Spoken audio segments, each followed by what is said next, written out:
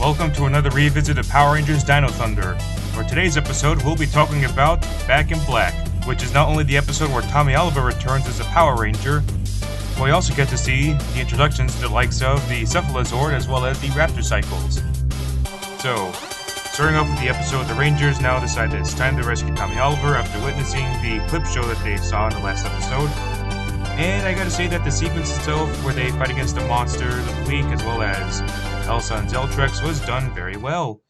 I love the Disney era stunt choreography, and I especially love seeing the bikes that they have. Honestly, I kind of miss when Power Rangers used to rely on transportation like this.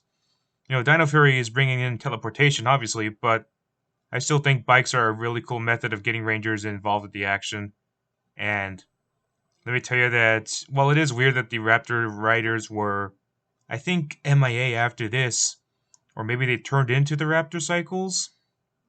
Seeing the Raptor Cycles was a lot cooler, it meant new footage, and it also meant that we get to see the Rangers take advantage of the Disney era stunt choreography, which to this day is still unbeaten in my opinion. Although I'll say that the Disney era stunt choreography is seeping into Dino Fury, which is not 100% noticeable in some instances, but I do think it works very well, and it is like an improvement over the Beast Morpher stunt choreography, if I'm being honest. But the Rangers do their fight, and afterwards we get to see them go into Mesogog's lair with the portals.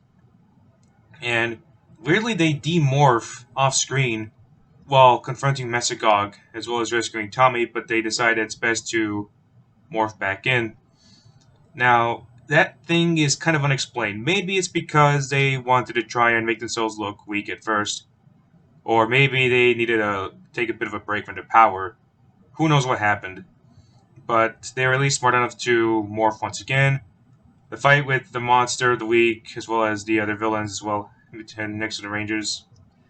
The fight between the Rangers as well as the villains was done very well. I did like seeing how they're able to make as much stunt choreography as they can within a sort of cramped lab before they escape.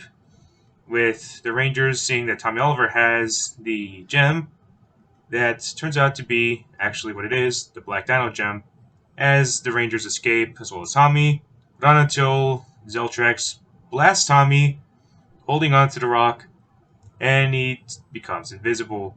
Or, in the case of the Rangers at first glance, they thought he's dead. Kind of like Rorschach back in the Watchmen movie. And although this does predate the movie, I do believe Rorschach did die in the Watchmen graphic novel, the same way he did in the movie. It's been a while since I've read it, but yeah, kind of a funny thing that I think about, especially now that I've seen the Watch movie of late. But back to Dino Thunder, Tommy Oliver turns out to be alive, and now he and the Rangers fight together as he's now the Dino Thunder Black Ranger.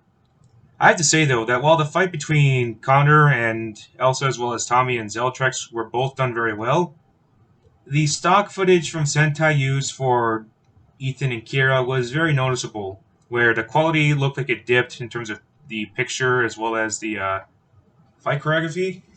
Like, it was noticeably different from what Disney's new footage was. And thinking about it now, it stands out more here than it did back then because, like, my eyesight's much better as I get older than it was back then. And I was not really focusing on the idea that a show that I was watching was using footage from different shows somehow. But yeah, definitely proof that Sentai footage is not as good as the American exclusive Power Ranger footage, or rather, footage that we filmed that's new in the US. Though in the case of Japan, like in their defense, for the Nyasaban era, their Gold Ranger suits look much nicer. And I have a feeling that it's something that Hasbro is not going to perfect any well with Dino Fury Gold, but I digress. Afterwards, the Rangers win. The monster grows big, and we get ourselves not just a Brachiozord, which houses the other Zords. We also get to see the Cephalozord, which I'm kind of surprised that they brought in two new Zords at once. I mean, okay, Brachiozord doesn't really do much. It's just a carrier Zord that doesn't really work the same way Titanus did, but whatever, it still looks cool. And the Cephalozord was kind of a surprise because all the other Zords were pretty much obtained through the Rangers trying to rescue them and whatnot, or breaking them free. Whereas this one was just like a nice freebie.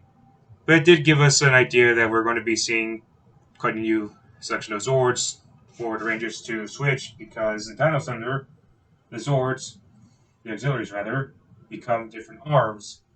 In the case of the Cephalozord, it replaces the Triceratozord and becomes the right arm with a punching feature, which I think is pretty freaking sweet. It manages to beat the monster with a finisher that looks like it's using the Alba Ranger stock footage because it says Dino Guts. And Dino Guts was a theme that was used in Alba Ranger, not in Dino Thunder, but it fits in well, I suppose. Nowhere near as noticeable as when the Mighty Morphin Power Rangers had Zero Ranger Kiryu Sentai on their morphers. But afterwards, the Rangers enjoy saving the day. We also get to see Tommy Oliver pretty much close off the episode by saying that he knew that there was going to be a new power source, and before he got kidnapped, he went to look for the Rangers to help him find it. And from there, he decides to leave now that he needs to look for black clothing. So overall, this episode is definitely a very quick one, kind of fast-paced, and kind of a lot faster paced than I remember it being. Now, there's going to be some people that think it's going to be hypocritical to praise this but bash the Saban era, but I think that while they did cram in a lot of stuff than they really needed to, at least in some ways it doesn't feel as bothersome because, the Raptor cycles, you can almost imagine them being like the Raptor Riders, but upgraded. And the Brachiozord, well, it's mainly there because the Black Ranger has his power, and therefore the Zord is connected to him, reawakens as well. And the Cephalozord is a way of saying, hey, there's new auxiliary Zords coming out.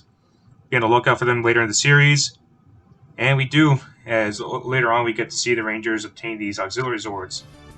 So yeah, definitely a much faster paced episode than the prior ones in terms of stuff we get, as well as how rough the conclusion was, but not as bad as I've seen with other seasons. So overall, this is definitely a great episode to delve into, even if it was a little more, I don't want to say rushed, but more so like get this done, get to the next story as soon as we can before we delve into the new story arcs.